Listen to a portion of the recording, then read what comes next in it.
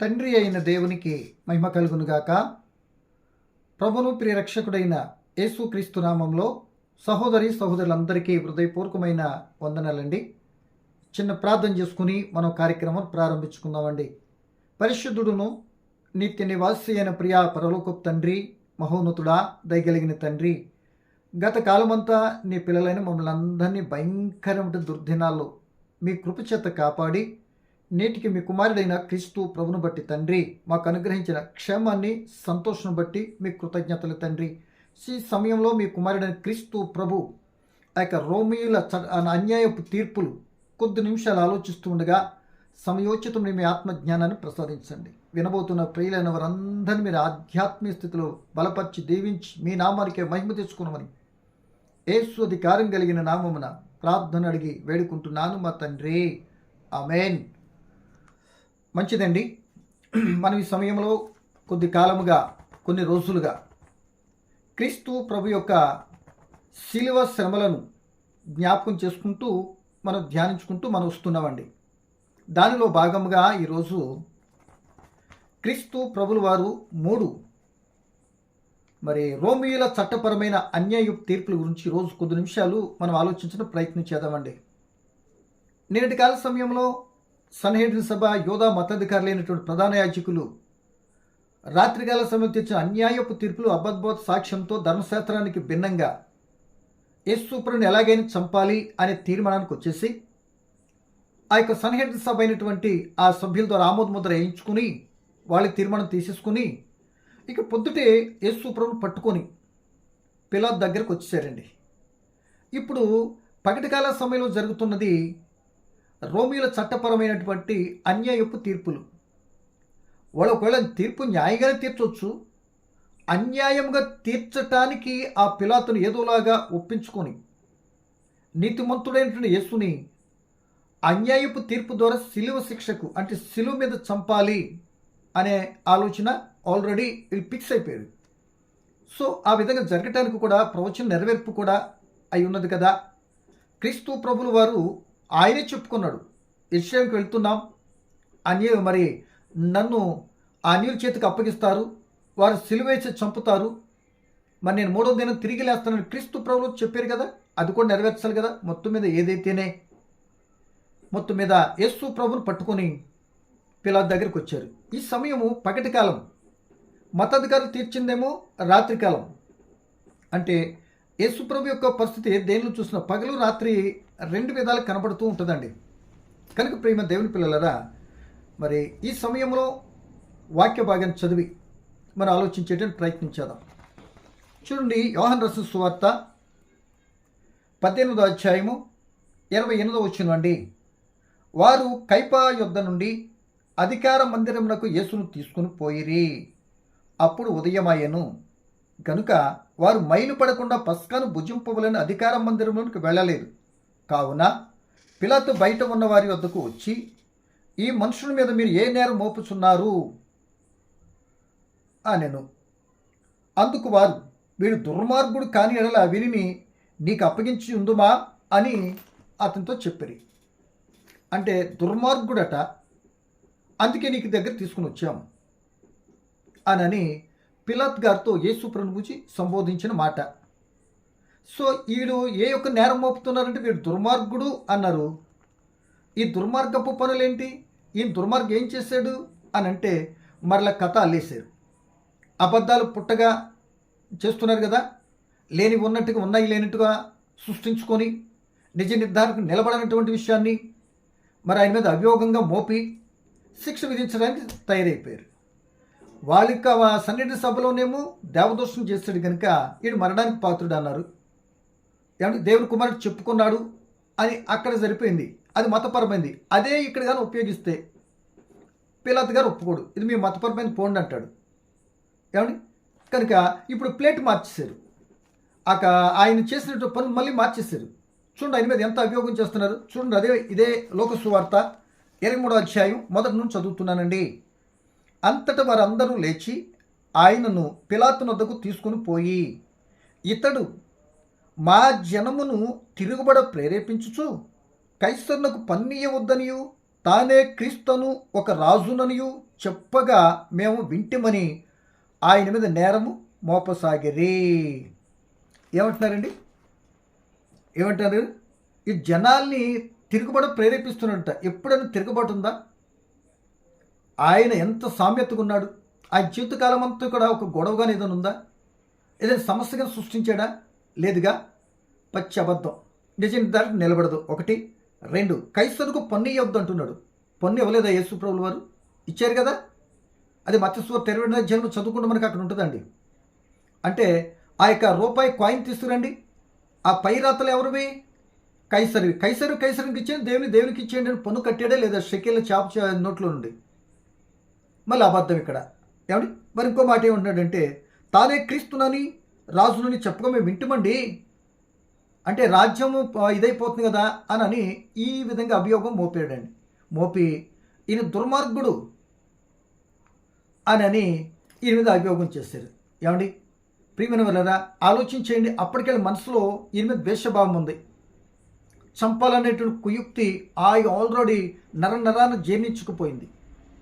ఎన్నైనా సరే ఏ రూపాన్ని తగిన నేను చేసి చంపేయాలి. కానీ ఈ అభియోగం వినగానే పిలాతు గారు ఏమన్నారో చూద్దాం చూడండి. అది యోహాను సువార్త మరలా 18లో కొద్దాం చూడండి. ఏమంటున్నాడంటే పిలాతు చూడండి 31 వచ్చినండి, 18:31. పిలాతు, మీరు ఇతను తీసుకొని పోయి మీ ధర్మశాస్త్రం చొప్పున అతనికి తీర్పు తీర్చుదనగా యూదులు ఎవరికి మరణశిక్ష విధించుటకు మాకు అధికారం లేదని అతనితో చెప్పిరి. ఏమంటున్నారు? యేసు ప్రభుని చెప్పిన మాటను బట్టి తిరుగుబడి చేస్తున్నాడు, రాజునంటున్నాడు, కైసరుకు పని వద్దంటున్నాడు. ఇవేవి కొన్ని చెప్పిన మాటలో పిలాతు కూడా నమ్మశక్యంగా లేదు, నిజ నిర్ధారణకు నిలబడలేదు. అప్పుడు ఏమన్నాడంటే ఈ మతాధికారులైనటువంటి పెద్దలతో కైప, అన్న ఇది ఉన్నారు కదా, ఈ అధికారులు అందరూ వచ్చారు కదా, వాళ్ళతో అంటున్న మాట, మీరు ఇతను తీసుకొని వెళ్ళిపోయి మీ ధర్మశాస్త్ర ప్రకారం తీర్పు తీర్చుకోండి అన్నాడు. ధర్మశాస్త్రం ప్రకారం మేము తీర్పు తీర్చుకుని లెక్కైతే నీ దగ్గరికి ఎందుకు వస్తామయ్యా అన్నట్టుగా అది మాట్లాడి, మాకు ధర్మశాస్త్ర ప్రకారం మరణశిక్ష విధించడానికి మాకు రైట్స్ లేవు కదా, ఆ రైట్స్ నీ దగ్గర ఉండే కనుక నీ ద్వారా వీడిని మరణింప చేయడానికి తీసుకుని వచ్చాం, మాకు చేతగాకు వచ్చావా ఏంటి అన్నట్టుగా ఘాటుగా సమాధానం చెప్పారండి. ఏమండి? వీళ్ళకి చంపొచ్చు, చంపే అధికారం ఉంది. ఎలా ఉంది? ఏదైనా వ్యభిచారం చేత కానీ మరొకటి కానీ మరి సన్నిహిత సభలో ఆ తప్పు మోపబడి ఆ యొక్క సాక్షుల ద్వారా నిజ నిర్ధారణ అయితే లేకపోతే తప్పు కన్ఫర్మ్ అయితే రాళ్ళతో కొట్టి చంపాలి. కానీ అలా చేయొచ్చు, కానీ సిలివేసి చంపేటటువంటి అధికారం రోమిల చేతిలో పెట్టుకున్నారు, కానీ వీళ్ళకి ఇవ్వలేదు. రోమిలు అదెందుకు వాళ్ళ చేతిలో పెట్టుకున్నారు? భయంకర ఖైదీలకు, దేశద్రోహులకు, ఏమండి భయంకరంగా ఉన్నటువంటి వ్యక్తులకు విధించే శిక్ష అది. ఏది? సిలువ శిక్ష. అది రోమిలకు మళ్ళీ విధించరు. అది రోమ పౌరసత్వం కలిగినటువంటి వారికి ఆ యొక్క సిలువ శిక్ష విధించరు. వాళ్ళకుండే శిక్షలు వేరుగా ఉంటాయి. కానీ ఇతరులు ఎవరైనా అయితే తప్పనిసరిగా రోమ ప్రభుత్వం ఏం చేద్దంటే సిలువ శిక్ష వాళ్ళకి అమలు జరుపుద్ది. అమలు జరపాలి అంటే ఆ జరిపేటటువంటి విధానంలో ఉన్నటువంటి నాయకుల్ని చక్కగా అప్రోచ్ అయ్యారు. కానీ ఇప్పుడు మనకు కావాల్సిన మాట ఏంటంటే ఈయన చెప్తున్న మాట, అలా మాకు చంపేదిగారు లేదుగా నువ్వే చంపాలి అనేటప్పటికీ ఇక పిలాతు గారు, అదేం పిల్లలరా, కొద్దిగా ఆలోచనలో పడి పర్సనల్గా ఏం చేసి ఇంటర్వ్యూ చేస్తాడు యేసు ప్రభుని. ఏమండి? పర్సనల్గా ఇంటర్వ్యూ చేస్తే ఆయన దగ్గర నుండి వచ్చింది ఏంటో మనం ఇప్పుడు చూద్దాం. ఏమంటున్నాడు చూడండి. ఏమంటున్నాడు అని అంటే 33, పిలాతు తిరిగి అధికార మందిరంలో ప్రవేశించి యేసును పిలిపించి యూదుల రాజు నీవేనా అని ఆయన అడగగా, యేసును అడుగుతున్నాడండి. వీళ్ళు రాజు అంటున్నారు కదా, మన యూదులు రాజువా అన్నాడండి. ఆయన అంటాడు దేని పిల్లలు, అవును నువ్వు అన్నట్టే నేను యూదుల రాజునే, ఏమంటున్నాడు యేసు? నా రాజ్యము ఈ లోక సంబంధమైనది కాదు, నా రాజ్యం ఈ లోక సంబంధమైనది అయితే నేను యూదులకు అప్పగింపబడకుండానట్లు నా సేవకులు పోరాడుదురు. నా రాజ్యం పర సంబంధమైనది అంటే నా రాజ్యము ఇహ సంబంధమైనది కాదా నేను, కనుక నేను సత్యం గురించి సాక్ష్యం ఇచ్చుటకు నేను పుట్టి తిని, ఇందు నిమిత్తమే లోకంలోకి వచ్చి తిని. అంటే ఆయన ఎందుకు వచ్చాడో, ఆయన ఎవరో ఏంటో పిలాతు గారికి చక్కగా వివరించేసాడండి. నేను సత్యం గురించి సాక్షి ఇవ్వటానికి వచ్చాను, నా రాజ్యం ఈ లోక సంబంధమైనది కాదు అని యేసు ప్రభు చెప్పిన మాట వాస్తవాతీతంగా ఉంది. కనుక వాళ్ళు చెప్పినటువంటి నేరము ఫెయిల్ అయిపోయింది. అంటే ఆయన మీద చూపిన అభియోగం ఫెయిల్ అయిపోయింది కనుక ఇక్కడ ఏమన్నాడంటే ప్రేమ దేవుని బిడ్డారు 38 చివరి భాగంలో మరలా ఈ మాటలన్నీ యూదుల యొద్దకు తిరిగి వెళ్ళి ఈయన యందు నాకు ఏ దోషము నాకు కనబడలేదు, ఈయన యందు నాకు ఏ దోషం కనబడలేదు అని వారితో చెప్పాడండి. వారితో చెప్పేటప్పటికి ఈలోపు బాగా గమనించాలి.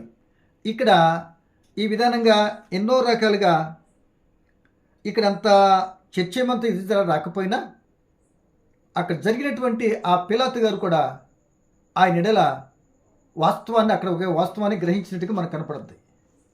ఆయన ఎందు ఏ దోషం లేదు, 3 పర్యాలు ఏ దోషం లేదు అంటాడు. తర్వాత ముందుకెళ్ళినప్పుడు మనం చదువుతాం. ఇక్కడ నుండి ఇప్పుడు మత్తయి సువార్త లోక సువార్త 23లోకి వచ్చేదని చూడండి. ఈ విషయము ఒక రకంగా వీళ్ళు చెప్పేటప్పుడు ముందు ఇక్కడ లోక సువార్తలో వారు చెప్పేటప్పుడు ఏమన్నారంటే యేసు ప్రభు ఏం చేస్తున్నాడని ఒక మాట చెప్పారండి. ఏమని 5వ వచనం 23:5 అయితే ఇతడు గలిలయ దేశం మొదలుకొని ఇంతవరకును యూదా దేశం అంతటను ఉపదేశించుచు ప్రజలను ప్రేరేపించుచును మరింత పట్టుదలగా చెప్పిరి. పిలాతు ఈ మాట విని ఈ మనుషుడు గలిలయుడా అని అడిగి ఆయన హేరోదు అధికారం క్రింద ఉన్న దేశపు వాడని తెలుసుకొని హేరోదు నొత్తకు అతనిని పంపివేశాడు. అంటే ఈయన టూకీగా ఏ ఒక్క తప్పిదమ్ము లేదు, ఈయన రాజే భూ సంబంధం రాజ్యం అనుకున్నాడు, ఈయన ఏ తప్పు లేదు అని తీర్మానం చేశాడు. వెంటనే వీళ్ళు ఏమన్నారంటే ఆ యూదయ గలిలయ తిరుగుతున్న ప్రదేశాలు గలిలయుడు కనుక గలిలయ ప్రభుత్వం ఎవరిది? హేరోదు ఆధీనం ఉంది కనుక ఇది నా పరిధిలో లేదు, ఈ కోర్టు పరిస్థితి నా పరిధిలో లేదు కనుక వెంటనే నేనేం చేస్తున్నాను, హేరోదు రాజు దగ్గరికి బదిలీ చేస్తున్నాను అని అన్నాడు. అంటే ఒక సెక్షన్ రోమీలు అన్యాయ తీర్పు అని అనుకుంటున్నాం కదా, ఒక సెక్షన్ పిలాతు దగ్గర అయిపోయింది. ఆ తీర్పు అని ప్రశ్నించాడు, ఆయన ఏ దోషం లేదన్నాడు, అక్కడికి ఓకే. వెంటనే ఇప్పుడు ఏం చేశాడు, ఇప్పుడు హేరోదు దగ్గర పంపించాడు. నా పరిధిలో కేసు కాదు ఇది, మనకు కూడా ఉంటుంది కదా, ఏదైనా కేసు పెట్టిన పోలీస్ స్టేషన్ కొన్ని పరిధులు ఉంటాయి. మనుషులు ఏమైపోతున్నా సరే వాళ్ళు తీసుకున్న నిర్ణయాలు ఏమిటాయి అంటే ఇది మా పరిధి కేసు కాదానికి అక్కడికి వెళ్ళిపోండి ఇది చస్తాడు ఇక్కడ, ముందు అక్కడికి వెళ్ళిపోండి. వాళ్ళ ప్రాబ్లం ఏంటి, ఇక్కడ టేకప్ చేసే ముందు మా దగ్గరికి ఎందుకు మరి చేయకుండా మీరు ఎందుకు చేశారు అన్నట్టుగా కొన్ని అభియోగాలు ఎదురవుతాయి, సమస్యలు వస్తాయి. అయినా కొందరు చేస్తారనుకోండి, పక్కన పెడదాం. అలాగే ఇప్పుడు వెంటనే ఎక్కడ పంపించాడు, హేరోదు దగ్గర పంపించాడు.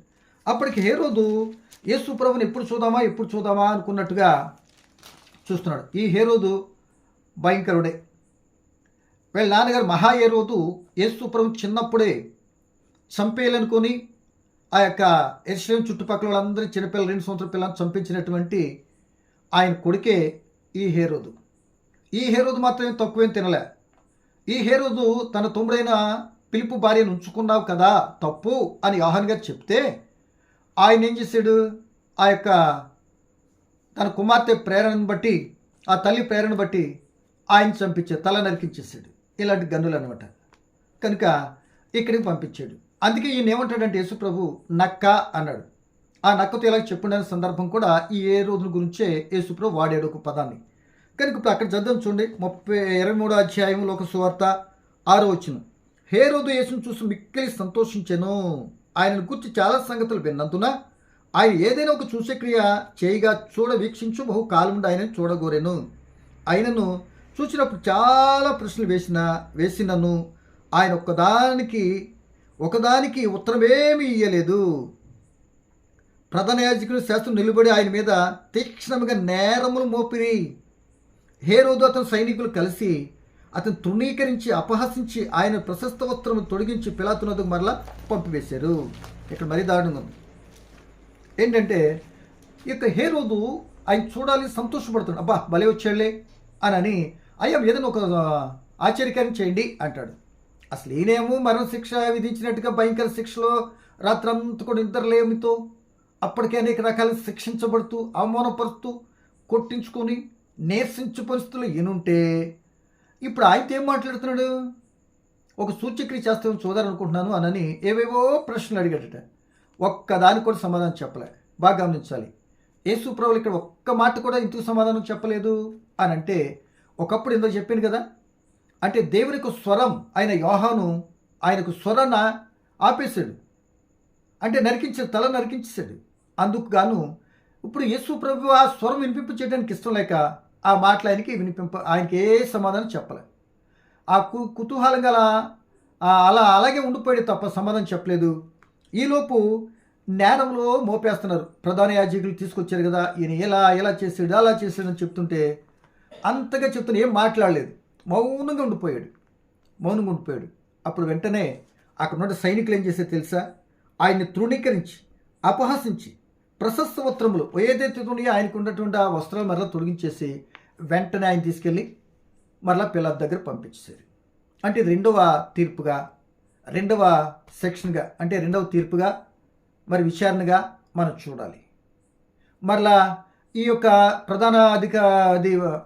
ప్రధానులు, మతాధికారులు, యాజకులు మరలా యేసుని తీసుకొని పిలాతు దగ్గరకు వచ్చారు. పిలాతు దగ్గరకు వచ్చారు. బాగా గమనించండి. అప్పటికి పిలాతు, హేరోదు బద్ధ శత్రువులు వీళ్ళిద్దరూ. ఎప్పుడైతే పిలాతు గారు హేరోదు దగ్గరికి యేసుని పంపించాడో అప్పటి నుండి ఇద్దరు మిత్రులైపోయారు. ఒకప్పుడు హేరోదీయులు ఆ యొక్క పరిశీలన శాస్త్రులు కూడా విరోధులే. మార్కు సువార్త 2వ అధ్యాయం చదువుకుంటే యేసును పట్టుకొని సంహరించుదామన్న సందర్భంలో హేరోదీయులు వీళ్ళందరూ కలిసిపోయారు సంహరించడం, చంపేయటానికి. కనుక ప్రియ దేవుని పిల్లలరా, ఒక విషయాన్ని గమనించండి. చూడండి, యేసు ప్రభు ఏ తప్పు చేశాడని ఎన్ని రకాలుగా హింసించబడుతున్నాడు. దీన్ని అంతటికీ ఏదో ఒక రోజున మనకు ఒక గుణపాఠం చెప్పడానికే. ఇంకెదగిలితే 2 మాటలు చెప్పి నేను ముగిస్తానండి. వెంటనే మీరు గమనించండి ప్రియ దేవుని బిడ్డలారా, వెంటనే ఎక్కడికి వచ్చాడు? ఇప్పుడు పిలాతు దగ్గరకు వచ్చాడు. పిలాతు దగ్గరకు వచ్చాడు. వచ్చేస్తే ఈయన ఏమంటున్నాడు చూడండి. 19వ అధ్యాయం 19వ అధ్యాయము యోహాను సువార్త 19వ అధ్యాయం మొదటి నుంచి చదువుకుందాం. అప్పుడు పిలాతు యేసును పట్టుకొని ఆయనను కొరడాలతో కొట్టించెను. ఎందుకంటే ఆ యొక్క సైనికులు అందరూ కూడా ఉన్నారు. పస్కా పండుగ రోజు కనుక అది. పిలాతు ప్రశ్న అడిగాడు. ఇదిగో, యూదుల రాజును ఈ పస్కా పండుగలో ఒక వ్యక్తిని విడుదల చేయటం, ఖైదీని విడుదల చేయటం ఆనవాయితీ కదా మన ప్రభుత్వం ప్రకారంగా. ఇప్పుడు నేనేం చేస్తానంటే మీ రాజు కనుకున్న యూదుల రాజును విడుదల చేస్తాను అన్నారు. వాళ్ళు ఏమన్నారు? నో నో నో నో వద్దు. బందిపోటు దొంగ అయినటువంటి ప్రభుత్వం కొల్లగొట్టినటువంటి ఆ బర్భా ఉన్నాడు కదా, ఆ బర్భాను విడుదల చేయండి, యేసు మాత్రం విడుదల చేయొద్దు అని ఆ పండగ రోజున యేసుని తప్పించడానికి పిలాతు గారు ప్రయత్నం చేసినా అది కూడా సాగనివ్వలేదు. అంటే ప్రియ దేవుని పిల్లలరా, ఆ మాట చదువు చూడండి. యోహాను సువార్త 18:39. ఆయనను పండుగలో నేను ఒకని విడుదల చేయువాడుక కలదు కదా, నేను యూదుల రాజును విడుదల చేయటం మీకు ఇష్టమా అని వారిని అడిగాను. అయితే వారు వీనిని వద్దు, బర్భాను విడుదల చేయమని మరలా కేకలు వేసిరి. ఈ బర్భా బందిపోటు దొంగ.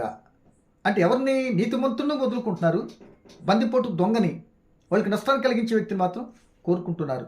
కనుక ఈ విధంగా మొదటి విడుదల చేయటానికి అయిపోయింది. పిలాతు ఆల్రెడీ నిర్దోషి అన్నాడు, దోషం లేదన్నాడు.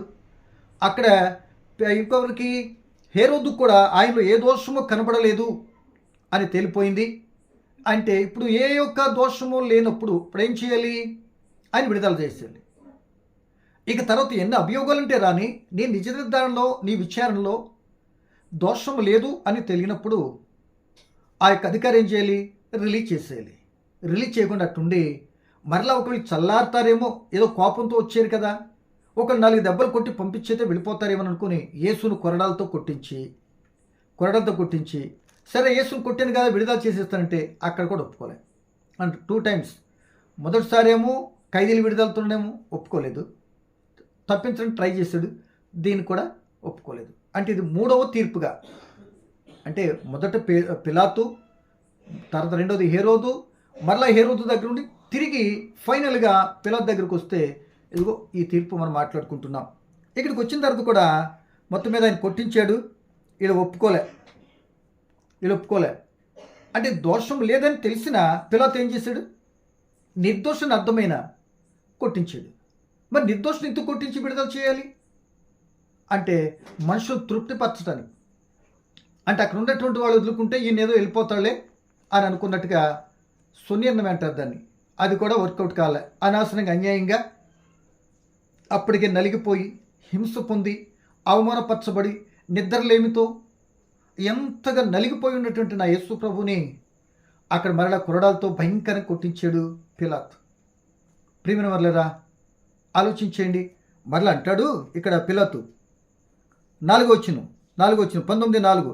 పిలాతు మరలా వెలుపలికి వచ్చి, ఈయన యందు ఏ దోషము నాకు కనబడలేదని మీకు తెలియనట్లు ఈయనను మీ యొద్దకు వెలుపలికి తీసుకుని వచ్చుచున్నానని వారితో అనెను. ఈయనకి ఏ దోషం కనబడలేదు. మరలా 6వ వచనం కూడా అదే మాట అంటాడండి. ప్రధాన యాజకులు బంట్రోతులు ఆయనను చూసి సిలువేయము అని కేకలు వేయగా పిలాతు, ఆయన ఏ దోషము నాకు కనబడలేదు గనుక మీరే ఆయన తీసుకుని పోయి సిలువ వేయడని వారితో చెప్పాను. మాకు అవి వెయ్యాలని అధికారం ఉంటే నీ దగ్గరికి ఎందుకు తీసుకొస్తాం? ఆఖరికి నేను కొట్టించాను కదా, 40 దెబ్బలు కొరడాలతో బీభత్సం కొట్టించాడు కదా, ఒళ్ళంతా నాకటి చాలా దునపడిపోయింది కదా, రక్తమయమైపోయాడు కదా యేసుప్రభు. అప్పటికి అంతకుముందు కొట్టింది, ఇప్పుడు కొట్టింది అంటే తీర్పులన్నీ కూడా కంటిన్యూగా జరుగుతుంది, ఎక్కడ కూడా స్టాప్ లేదు. అర్ధరాత్రి నుండి రాత్రంతా కూడా 3 తీర్పులు మతపరమైనవి. ఉదయం తెల్లవారేటప్పటికి మళ్ళీ రెడీగా రోమ ప్రభుత్వంపు అన్యాయ తీర్పులోనికి తీసుకుని వచ్చి వాళ్ళ పంతాన్ని నెగ్గించుకుంటానికి, వాళ్ళు అనుకున్నటువంటి మరణశిక్ష ఈయనకు విధింపజేసేదాకా నిద్రపోలేదు. ఒకనాడు పౌలు గారు కూడా ఆ యోధా ఆ దెర్బే పరిసర ప్రాంతాల్లో సువార్త ప్రకటిస్తుంటే, ఆయనేమో ఒకప్పుడు క్రీస్తు శిష్యుని చంపాడు, ఇప్పుడేమో అదే క్రీస్తును ప్రకటిస్తుంటే వాళ్ళ కుటుంబీకులైనటువంటి పౌలు గారిని ఏమైనా తెలుసా, పౌలుని చంపేంత వరకు మేము నిద్రపోము అన్నారు. అన్నటువంటి ఆయన ఎలాగో చంపలేకపోతే దేవుడు కాపాడాడు అనుకోండి. ఇక్కడ మాత్రము వీళ్ళు చంపేంత వదలనటువంటి పంతను మాత్రము నెగ్గించుకున్నారు. వెనకాల దేవుని యొక్క ప్రవచన విధానం కూడా ఉంది కనుక వీళ్ళు నెగ్గించుకున్నారు, వాళ్ళు ఫెయిల్ అయ్యారు. ఏమండి, ఇప్పుడు మనకు కావాల్సింది, ఇప్పుడు మాట్లాడుతున్నాండి మరలా 2 పర్యాలు ఈయన యందు ఏ దోషం నాకు కనబడలేదు అన్నాడండి. ఈ టైంలో ప్రియమైన వాళ్ళరా, ఇంకో చక్కటి ఫోన్ కాల్ వచ్చింది. ఏమని, ఏమండి ఇదిగో రాత్రి నాకు ఒక కల వచ్చింది, ఇదిగో నీ దగ్గర నీ ముందు నిలబడిన ఆయన నీతిమంతుడు, ఆయన జోలికి మాత్రం మీరు వెళ్ళొద్దండి అని అంది. ఆ మాట చదువు చూడండి, మత్తయి రాసిన సువార్త 27వ అధ్యాయం. పిలాతు భార్య ఆయనకి మెసేజ్ పంపించిందండి. చదువుతాం చూడండి, 27:19 అండి. ఆయన అప్పగించిరని అతని ఎరిగి ఉండెను. అతడు న్యాయపీఠం మీద కూర్చుండినప్పుడు అతని భార్య, నీవు ఈ నీతిమంతుని జోలికి పోవద్దు, ఈ ప్రొద్దున ఆయనను గూర్చి నేను కలలో మిక్కిలి బాధపడితిని, అతని యొద్దకు వర్తమానం పంపెను. ఎక్కడ పంపించింది? ఏమండి ఇది ఆయన, ఇదిగో ఆయన ఏమన్నాడు తెలుసా, ఏమంటుంది తెలుసా, ఆయన నీతిమంతుడు, రాత్రి నా కళ్ళలో ఉదయకాలం కళ్ళలో కనబడ్డాడు, ఆ నీతిమంతుని ఏమి చేయొద్దు అని చెప్తే ఆ భార్య మాట కూడా కాదర్చేలే. ఒకనాడు ఎస్తేరైతే తన భర్తను ఒప్పించుకొని యూదా జనాంగాన్ని కాపాడింది. ఏమండి ఎస్తేరైతే ఏం చేసింది? యూదా జనాంగాన్ని కాపాడింది. పిలాతు భార్య ఆ యొక్క పిలాతుని ఒప్పించలేక యేసును చంపటానికి కూడా ఒప్పించలేదు కానీ చంపేశాడు, చంపడానికి ఆమోద ముద్ర వేసుకుంది. హేరోదు భార్య యాహాను చంపటానికి తన భర్తను ఒప్పించిందండి. ఏమండి ప్రియ దేవుని పిల్లలరా, ఆలోచించండి. పిలాతు ఎన్ని విధాల తప్పించాలని ప్రయత్నం చేసిన యేసుని ఆయన వల్ల కాలేదు. కనుక దీన్ని బట్టి మనం బాగా గమనించాలి. ఏమండి పిలాతుని ఎన్ని విధాలా తప్పించాలి అని చూసినా కుదరలే. కానీ దర్యావేషు ఆ యొక్క బబులోను దేశంలో దానియేలు గారిని కూడా తప్పించాలి ఎంతో ప్రయత్నం చేశాడు. ఆ ప్రభుత్వ చట్టాన్ని ఆమోద ముద్ర వేసిన తర్వాత దాన్ని తప్పించడం ఎవరు కాదు కనుక ఆయన తప్పించలేక ఆయన కూడా శిక్షలోకి వెళ్ళినా ఆ శిక్షలో కాపాడబడి దర్యావేషు కూడా నమస్కారం పెట్టాడు దానియేలు గారికి. అంటే ప్రియ దేవుని పిల్లలారా, ఒకటి మాత్రం మనం గమనించాలి. ఒకటి మాత్రం, తన భార్య ఆ న్యాయపీఠం మీద ఉన్నప్పుడు కూడా చెప్పిన ఈయన మాటను ఒప్పించలేకపోయింది ఆమె. కనుక ఈ సమయంలో మనం చూస్తే ప్రియమైన వాళ్ళరా బాగా గమనించండి. ఆయన నిర్దోషులు 3 సార్లు తెలిసిన, ఇక 18వ అధ్యాయంలోకి వచ్చేదారండి, యోహాను సువార్తలోకి చివరి భాగంలోకి వచ్చేదాం. ఇక ఎంత చెప్పినా వీళ్ళ ఇక ఆలకించట్లేదు కనుక ఆయన అంటాడు, ఇదిగో మీ రాజుని నేను ఏం చేయాలి అని అంటే వీళ్ళు ఏమంటారో తెలుసండి, మాకు కైసరు తప్ప వేరే రాజు లేడు. ఒకవేళ కైసరే రాజు, ఈయన రాజును నువ్వు కానీ పిలాతు నువ్వు కానీ అది తీర్పు తీర్చి ఇంకో రకంగా చేస్తే నువ్వు కైసర్కి స్నేహితుడివి కాదు, నీ మీద మాకు మంచి అభిప్రాయం మాత్రం లేదు, నువ్వు మంచోడు కాదు. ఎందుకంటే ఒకనాడు నీ క్యారెక్టర్ ఎంత బ్యాడ్ అంటే పిలాతుది మా యొక్క యూదులైన వారందరిని నరికి వారి రక్తము మీ దేవతల బలిలో కల్పించినటువంటి దౌర్భాగ్యుడు నువ్వు కూడా. ఒకవేళ నువ్వు కానీ మేము చెప్పినట్టుగా చేయకపోతే నువ్వు ప్రభుత్వ అధికారం ఉండటానికి లేకుండా మేము సుపీరియర్ దగ్గరికి వెళ్ళిపోతాం, నువ్వు వినాలి అంతే అన్నట్టుగా ఆయన గడగడలాడించేసి, ఇక మా కైసరు తప్ప రాజు ఎవడో లేడు, నువ్వు చేస్తావా చేయవా అన్నట్టుగా దౌర్జన్యంగా వచ్చినట్టుంది. ఇటు నీతిమంతుణ్ణి వదిలి విడిచిపెట్టాలని ఉంది. తన భార్య చెప్పిన మాట కనబడుతుంది. సాక్షాత్తు హేరోదు కూడా అక్కడ నీతిమంతుడని నిర్ధారణ చేసి నా దగ్గర పంపించాడు. ఆల్రెడీ ఈ మతాధికారులందరికీ ఏ తప్పు చేయలేదు, మనం చేసినవన్నీ కూడా మనసాక్షి గద్దిస్తే చేసినవన్నీ కూడా అబద్ధ సాక్షులకి స్పష్టంగా కనబడుతుంది. కానీ ఇన్నిటి మధ్య యేసు రాత్రికాల సమయం నుండి ఇదిగో ఉదయకాల సమయం వరకు ఏమి తినకుండా అంత అవమానము, దెబ్బలు, నింద, ముఖం మీద ఉయ్యబడతాము, ఆ దాగుడు మూతల ఒక్కటి కాదు కదా, చిత్రహింసలు ఘోరాతి ఘోరంగా దేశ చరిత్రలో మానవ మనుగడలో అంత కఠినమైన శిక్షలు ఒక్కరోజు ఒక్క రాత్రిలోనే తెల్లవారేటప్పటికే 6 రకాల శిక్షలు లేకపోతే 6 రకాల తీర్మానాలు లేక తీర్పులు తీర్చి ఉదయకాలం 9 గంటలు అయ్యేటప్పటికే సిలువ వేసినటువంటి చరిత్ర, లేకపోతే మరణ శిక్ష అనుకోండి, అలా శిక్షించినటువంటి చరిత్ర ఏ చరిత్రలో కూడా మనకు కనబడదండి. దేవుని అంత కఠినత్వం ఎందుకు వాళ్ళు ఎంత చేస్తున్నారు ఏమండి అంటే వారిలో దేవుని యొక్క వాక్యము లేదు. ఎన్నో విషయాలు చెప్పిన వాళ్ళు ఆలకించినటువంటి మనుషులు కారు కనుక ఆయుష్ను చంపటమే వారి గురి, అదైనా సిలువ శిక్షగా. కనుక ఇలా తీసుకొచ్చి ఆఖరికి వీళ్ళ మాట ఇవన్నీ కూడా ఇది కాదనుకొని చూసేటప్పటికి యోహాను సువార్త 19:14 చదువుతున్నాం చూడండి. 13 చదువుకుందామండి. పిలాతు ఈ మాట విని ఆయన బయటకు తీసుకుని వచ్చి రాళ్లపరిచిన స్థలమందు న్యాయపీఠం మీద కూర్చుండెను. హెబ్రీ భాషలో ఆ స్థలము గబ్బాతా అని పేరు. ఆ దినమున పస్కాను సిద్ధపరచు దినము అప్పుడు ఉదయము 6 గంటలు కావచ్చును. ఇకంటే పెందలగాడే జరిగిందనమాట. వేకుజామునే పిలాతు దగ్గర హేరోదు దగ్గర తీర్పు జరిపింది. ఇది 3వ తీర్పు కనుక వచ్చేసినట్టు 3వ ఇది కనుక 6 గంటలకి ఇక తీర్పు తీర్చడం గబ్బాతా స్థలం అంటే రాళ్ళపరిచిన స్థలం మీద కూర్చొని ఇక రండి బయటికి రండి అని తీర్పు తీర్చ రెడీగా కూర్చున్నారు. కూర్చునేటప్పటికి రాజును ఏం చేద్దాం, ఇందాక చెప్పాను కదా కైసర్ తప్ప ఒక రాజు లేరనేటప్పటికి ఇక ఈయన ఏం చేశాడు, ఇక ఏం చేయలేక ఇక శిలువ మరణానికి అప్పగించేతానికి రెడీ అయిపోయాడు. ఎవరో పిలాతు గారు శిలువ మరణానికి అప్పగించేతానికి రెడీ అయిపోయినప్పుడు ప్రియమంచే దేవుని పిల్లలారా ఇక అల్లరి ఎక్కువైపోతుంది. ఇక్కడ మత్తయి సువార్త 27:22 చదివిన అందుకు పిలాతు అలాగైతే క్రీస్తు అనబడిన యేసును ఏం చేతుమని వారిని అడగగా సిలువ వేయమును అందరు చెప్పిరి. అధిపతి ఎందుకు ఈయనే దుష్కారం చేసినని ఆయన అడగగా వారు సిలువ వేయమని మరీ ఎక్కువగా కేకలు వేసిరి. అప్పుడు పిలాతు అల్లరి ఎక్కువైపోతుంది, వీళ్ళు కంట్రోల్ చేయలేకపోతున్నాడు. ఏమండి వీళ్ళకి సమాధానం చెప్పలేకపోతున్నాడు, అటు నీతిమంతుడిని విడిపించలేకపోతున్నాడు. అటు భార్య చెప్పిన మాటను కూడా నీతిమంతు శిక్షించొద్దండి మనకేదో ప్రమాదం వస్తుందని చెప్పిన మాటకే నలిగిపోతూనే చేయవలసిన తప్పు చేస్తూనే ఉన్నాడు, చేయవలసిన ఆనందం జరిగిస్తూనే ఉన్నాడు. చాలా మనుషులు అంతా తెలుసు అనుకుంటాము, ఏదో భావనట్టు ఏదో వెనకాల ఏదో ప్రమాదం వస్తుందని తెలుసుకున్నప్పుడు కూడా అక్కడ పరిస్థితులకు అనుగుణంగా జనాలు మెప్పించడానికో మన పదవిని కాపాడుకోవటానికో మనం అందరాలు ఎక్కిన పరిస్థితుల నుండి ఇబ్బంది కలగకుండా ఉండటానికో ఎవడు పోతే మనకెందుకు అన్నట్టుగా మరి ఇది పిల్లి వాటంలాగా ఉండి తన చేతులు కడుక్కునేటటువంటి మనుషులు చాలామంది ఉంటారు. ఎందుకు పిలాతు లాంటి వారు అంటే పిలాతు ఏ దోషం లేదని తప్పించేటటువంటి అవకాశం పిలాతుకు ఉంది, చేసేయచ్చు, ఎవ్వరేమనలేరు, ఆయన అధికారం ఉంది.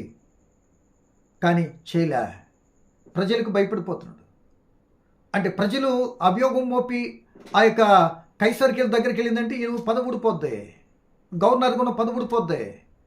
కనుక దాని కొరకు ఏం చేశాడంటే వాళ్ళకి తలొగ్గాడు. కేకలు గెలుస్తున్నాయి, కేకల అరుపులు వినపడుతున్నాయి, ఏమీ చేయలేని స్థితిలోనికి వచ్చేసాడు. ప్రియమైన దేవుని పిల్లలరా ఒకసారి ఆలోచించండి. అప్పుడు అంటున్నాడు, ఏమంటున్నాడు చదువుతున్నాం చూడండి. మత్తయి రాసిన సువార్త 27:24 పిలాతు అల్లరి ఎక్కువచున్నదే గాని అతని వలన ప్రయోజనం ఏమీ లేదని గ్రహించి నీళ్లు తీసుకుని జనసమూహము ఎదుట చేతులు కడుగుకుని ఈ నీతిమంతుల రక్తంను గురించి నేను నిరపరాధిని మీరే చూసుకోండి అని చెప్పాను. అందుకు ప్రజలందరూ వాని రక్తము మా మీద మా పిల్లల మీద ఉండునుగాకనిరి. అతడు వారు కోరినట్లు బర్భాన్ని విడుదల చేసిన కొర్రలతో కొట్టించి సిలువేటకు అప్పగించేస్తాడు. ఏం చేశాడంట? అక్కడికి ఏదో నీటితో చేతులు కడుక్కుంటే అయిపోయినట్టేనా? అంటే తప్పిదం పోద్దా? ఆయన ఆ అపరాధం వీడి మీద రాకుండా ఉంటుందా? ఏమంటే పిచ్చకపోతే ఏంటండి? చేసేదేమో మనుషులు డైరెక్ట్గా మనుషుని చంపడానికి ఆమోద ముద్ర వేసేసి చేతులు నీటితో కడుక్కుంటే పోతుందా? ఈ రోజున అలాగే అనేక మంది అక్కడ స్నానం చేస్తే ఇక్కడ స్నానం చేస్తే ఇక్కడికి వెళ్తే అక్కడికి వెళ్తే ఇక్కడికి ఎలా పోతుంది? నువ్వు చేసుకున్న దానికి ఒక క్రమం ఉంది. ఇప్పుడు రక్తం చిందించబడాలి. ఏమండి? పవిత్ర రక్తం చిందించబడి పాపం పోవాలి అంటే ఆ రక్తాన్ని దాంతో కడుక్కోకుండా అక్కడ క్షమాపణ కోరుకోకుండా ఉత్తుగా నీళ్లు చేసుకుంటే ఎలాగా? అదే నీళ్ళు అన్ని రకాలకు ఉపయోగపడుతున్నాయి. తాగడానికి ఇంకోటి అన్నిటికి ఉపయోగపడుతున్నాయి. అన్నిటికీ ఒకటిలాగా క్లియర్ అవుద్ది అనుకుంటున్నావా? ఎలా అవుతుంది? కరెక్ట్ కాదుగా. కనుక ఇక్కడ ఎప్పుడైతే ప్రియమైన దేవుని పిల్లలరా అల్లరి ఎక్కువైపోతుంది, చేతులు కడిగేసుకున్నాడంట, అమ్మయ్య నేను తప్పించుకున్నాను అనుకుంటున్నాడు. ఇక్కడ మనుషుల దగ్గర నుండి అల్లరి ఎక్కువైపోతుంది. పోతే ఏసు తరపున ఎవరు మాట్లాడేవాళ్ళు లేరు, అడిగేవాళ్ళు లేరు. నేను రాత్రికాల సమయం నుండి ఎటువంటి విధానంలో ఎవ్వరు కూడా వచ్చిన సాక్ష్యం పలికిన వాళ్ళు లేరు. ఇది ఆయనతో పాటుగా ఇంకా తండ్రి దేవుడు తనతోనే ఉన్నాడు. మర్చిపోకండి, 4వ మాట పలికేంత వరకు కూడా తండ్రి దేవుడు తనతోనే ఉంటాడు. 4వ నా దేవ ఎందుకు చెవిడ్చితు అనే ఆ మాట వచ్చేంత వరకు ఇప్పుడు తండ్రి దేవుడు తనతో సహకారంగా ఉన్నాడని కదా. దానికి తోడు ఆల్రెడీ తన దూతతో బలపరిచాడు కదా గెత్సేమనే తోటలో అనే సంగతి కూడా మనం గమనించాలి. ఎందుకంటే సమస్త విషయం తన శరీరంతో ఉన్నాడు. కనుక ఈ సమయంలో ఇక తీసుకెళ్ళి ఏం చేశారంటే 27 అంటే బరబ్బను వదిలేశారు, ఈ సిలువేయటానికి అప్పగించేశాడు. అప్పుడు వాళ్ళ కోపం చల్లారింది. పిల్లలు మాత్రం చేతులు కూడా వెళ్ళిపోయాను అనుకుంటున్నాడు. తర్వాత భయంకరం చావు వచ్చాడు. పక్కన పెట్టండి. 27 మత్తయి సువార్త. అప్పుడు అధిపతి యొక్క సైనికులను యేసును అధికార మందిలో తీసుకుని పోయి ఆయన వద్దకు సైనికులందరినీ సమకూర్చి ఆయన వస్త్రములు తీసి ఆయన ఎర్రటంగి తొడిగించి ముండ్ల కిరీటం అల్లి ఆయన తల మీద పెట్టి ఒక రెల్లును ఆయన కుడి చేతిలో ఉంచి ఆయన ఎదుట మోకాళ్ళను యూదుల రాజ్యాన్ని శుభం చెప్పి అపహసించి ఆయన మీద ఉమ్మ వేసి రెల్లుతో తీసుకొని దానితో ఆయన తల మీద కొట్టిరి. ఆయనను అపహసించిన తర్వాత ఆయనను మీదనున్న ఆ అంగీని తీసివేసి ఆయన వస్త్రములు లాగివేసి ఆయన వస్త్రాన్ని తొడిగించి సిలువేటని తీసుకుని వెళ్ళిపోయారు. ఎక్కడి నుండి? ఈ గబ్బాతా స్థలం నుండి ఆ గొల్గోతా స్థలం వరకు యెరూషలేము మందిరంలో నుండి సిలువను మోయించుకుంటూ ఆయన అవమానపరుస్తూ నెత్తి మీద ముళ్ళ కిరీటం పెట్టి అపహసించి మొక్క మీద ఉమ్ము ఊసి ఏమండి అప్పటికే నలిగిపోయాడు కదండి. అక్కడ మతాధికారులు కొట్టినటువంటి ఆ దెబ్బలకి కానీ అవమానానికి కానీ మనిషి అంటూ ఉన్నాడు కానీ మొత్తం అంతా నిర్వీర్యమైపోయాడు కదండి. ఆ యొక్క గెత్సేమనే సగం నిర్వీర్యమైపోయి నలిగిపోయాడు కదండి. రాత్రంతా కూడా నిద్రాహారాలు కూడు లేకుండా ఈ విధంగా తిప్పేశారు కదండి. ఏమండి ప్రియ దేవుని పిల్లలారా, అసలు ఆ విషయం తెలుసుకుంటే ఎంత బాధ వేస్తుంది. ఒకసారి మనసు పెట్టి ఆలోచించేయండి. ఇటువంటి తీర్పులు ఇటువంటి విధానంలో కంటిన్యూగా జరిగిన ఎప్పుడైనా చరిత్రలో ఉందా?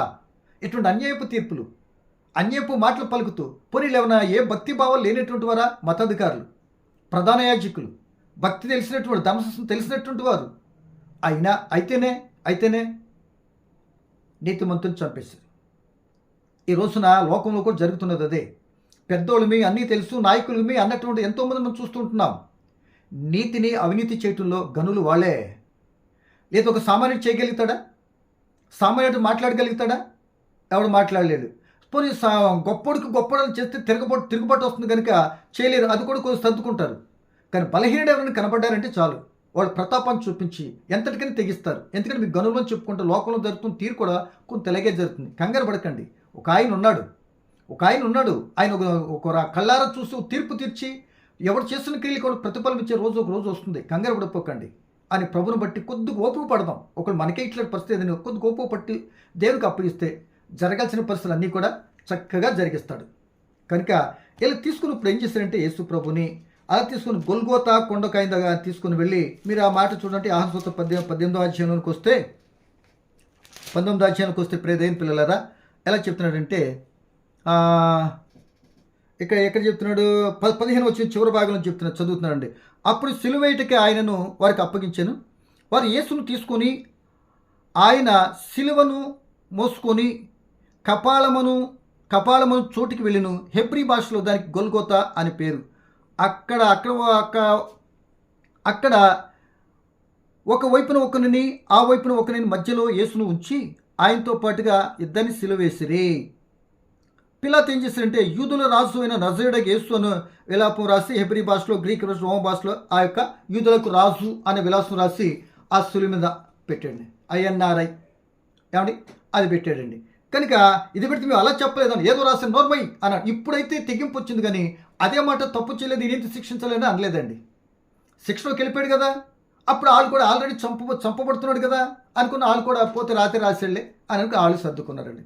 అంటే కపాలమని స్థలానికి ఇక్కడ నుండి గొల్గోత దగ్గర తీర్పు తీస్తే, ఉదయకాల సమయంలో 6 గంటలకు తీర్పు తీస్తే, అక్కడి నుండి ఆ శిలువను యెరూషలేము చుట్టూ మోయించుకుంటూ వెళ్ళి పొడవాటి శిలువను మోయించుకుంటూ కొరడాలతో కొట్టుతూ రక్తసిక్తంపై తెల మీద ముళ్ళ కిరీటం పెట్టి ఎంతో హేళనతో ఆమోనపరుస్తూ ఈదులు గుండా మోయించుకుంటూ గొల్గోత కొండకెళ్ళి అక్కడ సిలువేశారండి. అక్కడ సిలువేసేటప్పటికి టైం ఎంత అని అడిగితే, ప్రియుని వల్లరా, మార్కు సువార్త 15వ అధ్యాయం 25వ వచనం అనుకుంటా, అక్కడ చక్కటి మాట ఏ టైంకి సిలువేశారో అక్కడ వ్రాయబడి ఉన్నది. చూడు, మార్కు సువార్త 15వ అధ్యాయం 25వ వచనం. ఆయన సిలువ వేసినప్పుడు పగలు 9 గంటలయ్యెను. ఏంటండి, ఆయన సిలువ వేసిన పగలు 9 గంటలైంది. అంటే 6 గంటలకి తీర్పు, 9 గంటలకి సిలువేశారు. అంటే మధ్యలో వ్యవధి ఎంత?